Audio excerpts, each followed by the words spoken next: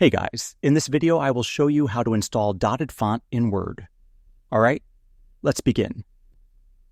First, open your browser and search for KG Primary Dotted Font. Click on the official website from the search results. Here, you will see a download option. You can choose from 4 types: dotted font style, dotted with lines, only 2 lines, or 3 lines with spaces. Download the zip file. Once downloaded, open the folder and extract all files. Next, open each font file and click on Install. If it's already installed, you can choose to replace it. Repeat this process for all the font styles you want to use. After installing, close Word if it's open.